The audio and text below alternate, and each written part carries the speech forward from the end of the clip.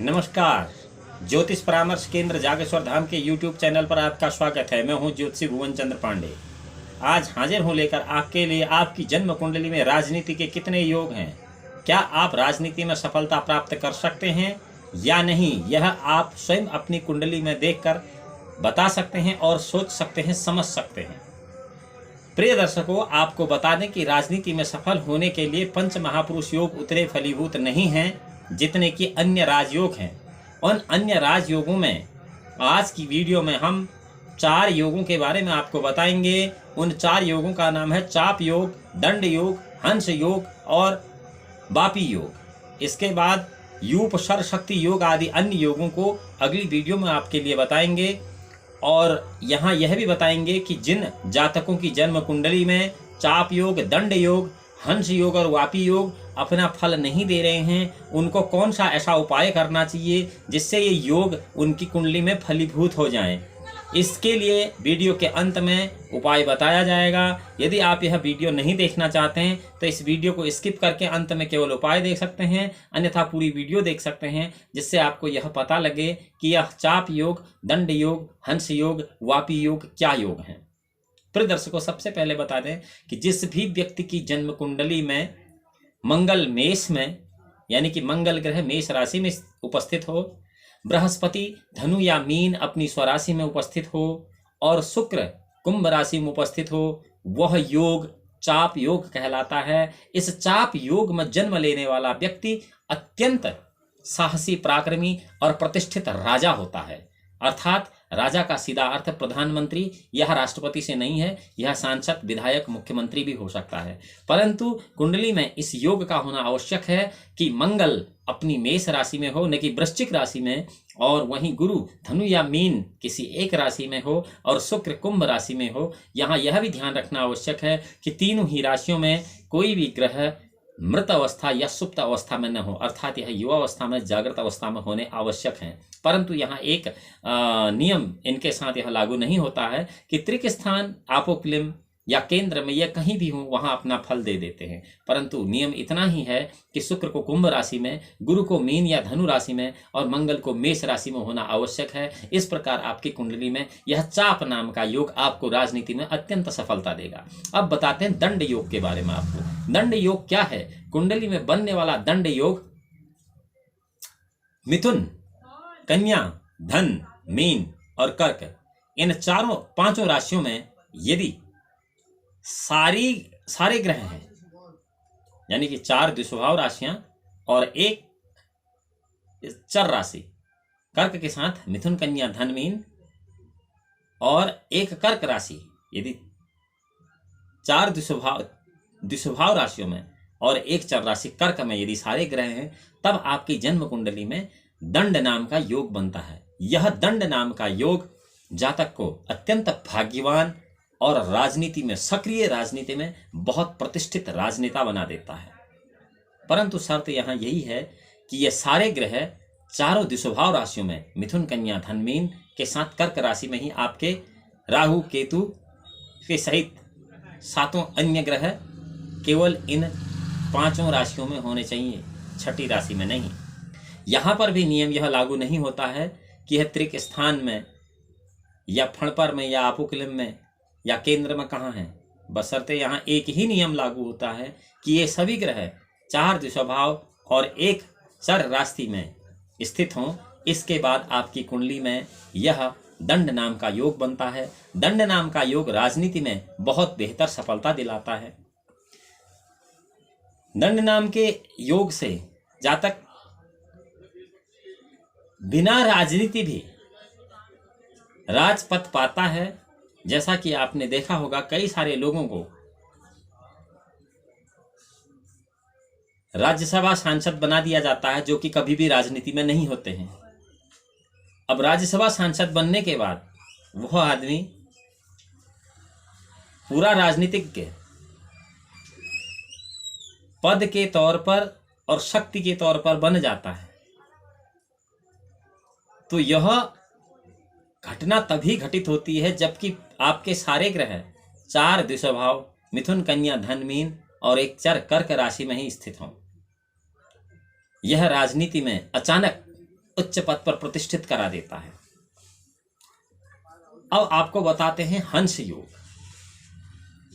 यदि आपकी कुंडली में सारे ग्रह शनि और मंगल की राशियों में, गुरु की पहली और शुक्र की दूसरी राशि में है, अर्थात यहां पर यदि आपके सारे ग्रह 6 राशियों में, कौन कौन 6 राशियों में, मंगल की मेष और वृश्चिक और शनि की मकर और कुंभ, इसके साथ साथ गुरु की पहली राशि धनु और शुक्र की दूसरी राशि तुला में यदि सारे ग्रह उपस्थित हैं किसी भी जातक की जन्म कुंडली में, मेष, वृश्चिक, मकर, कुंभ, धनु और तुला, इन 6 राशियों में अगर सारे ग्रह स्थित हैं तब आपकी कुंडली में हंस नाम का राजयोग बनता है।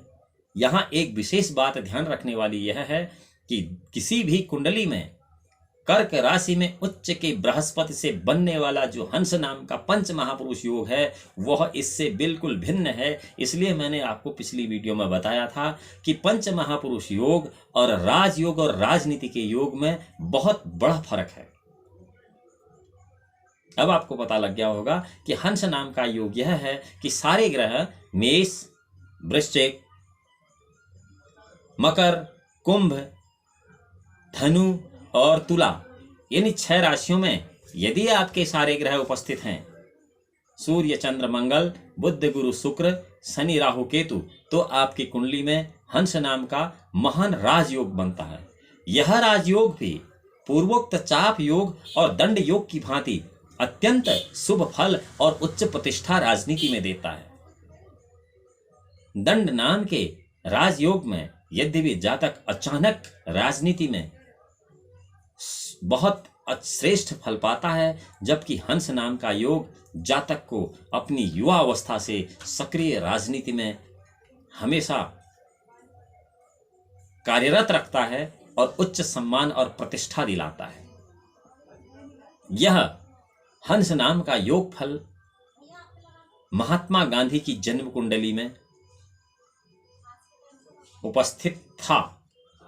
महात्मा गांधी की जन्म कुंडली तुला लग्न की थी और सभी ग्रह 6 राशियों में थे। यथा राहु राजनीति के उच्च राशि कर्क में 10वें स्थान में उपस्थित था। इसलिए महात्मा गांधी इतने प्रतिष्ठित और सार्वजनिक चर्चित राजनीतिज्ञ हुए। अब आपको बताते हैं वापी योग के बारे में। वापी योग में 3 राशियों को छोड़ के, यानी कि जो सर्वोपरि ऊपर की 3 राशियां हैं, लग्न, द्वादश और द्वितीय, इन तीनों राशियों को छोड़ दिया जाए। ऊपर की जो 3 राशियां हैं, लग्न, द्वादश, द्वितीय, इन 3 राशियों को छोड़ दिया जाए तो नीचे की 3 बाकी की राशियां हैं 3, 4, 5, 6, 7, 8, 9, 10, 11। तो इनमें यदि एकांतर से कोई ग्रह चला जाए, 3, 4, 5, 6, 7, 8, 9, 10, 11, ऐसा योग आता है। बहुत सारी कुंडलियां मेरे देखने में ऐसी आई हैं जिनको हम यहाँ पर डिस्क्लोज नहीं करते हैं। मैंने ऐसी बहुत सारी कुंडलियों का अवलोकन किया है जिसमें सारे ग्रह 3, 4, 5, 6, 7, 8, 9, 10, 11 भाव में हैं। तो ऐसे योग को वापी योग कहा जाता है और इस वापी योग में भी व्यक्ति अत्यंत प्रबल राजा होता है। अब आप इस बात का सर्च मत करना कि गूगल पर तो किसी राजा की कुंडली ऐसी नहीं दिखती है। प्रिय दर्शकों, गूगल पर सभी ऐसी जानकारियां झूठ होती हैं, क्योंकि गूगल एक सर्च इंजन है। गूगल पर जो भी जानकारी डाल दी जाती है वो आपको दिखाई देती है। इसका अर्थ यह नहीं है कि वो सारी जानकारी ऑथेंटिक है। इसलिए राजनीतिज्ञों की प्योर कुंडली आपको कभी भी गूगल पर नहीं मिलेगी। तो किसी भी राजनीतिज्ञ के यदि पहले, दूसरे और 12वें भाव को छोड़ के सारे ग्रह एकांतरेण यानी कि अलग अलग राशियों में होने चाहिए। यहाँ एक ग्रह दूसरे में, तीसरे में, चौथे में, 5वें में, दूसरे में, तीसरे, चौथे, 5वें, 6ठे, 7वें, 8वें, 9वें, 10वें, 11वें, ऐसी स्थिति आती है। तो इन स्थितियों में यदि कोई जन्म कुंडली है तो वह व्यक्ति बहुत बड़ा राजनीतिज्ञ होता है। कई बड़े राष्ट्रों के राष्ट्राध्यक्ष की ऐसी कुंडलियां हैं जिनमें वापी योग बहुत जबरदस्त ढंग से फलित होता है। इस योग में पैदा होने वाला व्यक्ति महापराक्रमी, महाबली, केवल अपनी ही बात करने वाला, प्रसन्न चित्त एवं अत्यंत सत्यवक्ता, मानी, महान दानी, सत्यवादी हरिश्चंद्र के भी कुंडली में वापी योग था, परंतु उनके ग्रह उच्च के थे। यहां वापी योग में यदि ग्रह नीच के होंगे तो इसका विपरीत फल भी होगा। वह आदमी सत्यवक्ता और दानी नहीं हो सकता है। इस प्रकार आपको आज मैंने बताया कि आपकी कुंडली में चाप योग, दंड योग, हंस योग और वापी योग क्या होते हैं। यह चारों योग यदि आपकी कुंडली में है और आप अभी युवावस्था में हैं तो यह निश्चित है कि आप राजनीति में उच्च सफलता प्राप्त करेंगे। और यदि कोई राजनीतिज्ञ ऐसे हैं जिनकी कुंडली में चाप योग, हंस योग, दंड योग और वापी योग हैं, बावजूद इसके उनको वह राजनीति में सफलता प्रदान नहीं कर रहे हैं, तो उन्हें क्या करना चाहिए यह हम आपको बता देते हैं। यदि आपकी कुंडली में चाप योग है और वह आपको फल नहीं दे रहा है तो उसके लिए आपको मंगल ग्रह के मंत्र ओम अग्निमूर्धादि वह ककुतपति पृथव्यांग एमवाग्वंग रेताग्वंग जिन्वते, इस मंत्र का जप अनुष्ठान।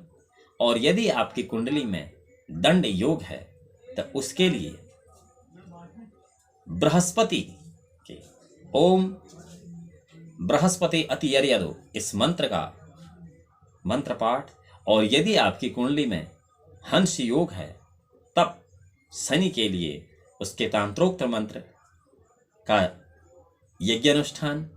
और यदि आपकी कुंडली में वापी योग है और वह फलित नहीं हो रहा है, उसको फल देने के लिए सूर्य के तांत्रोक्त मंत्र का अनुष्ठान करना चाहिए, जिससे आपके ये सारे योग कुंडली में सुबह सुबह फल देने के लिए सक्रिय हो जाएंगे। प्रिय दर्शकों, आज की वीडियो में इतना ही। अगली वीडियो में हम आपको राज योग के अन्य योगों के अन्य 4 योगों के बारे में बताएंगे। भगवान भोलेनाथ आपका परम कल्याण करें। तब तक के लिए नमस्कार।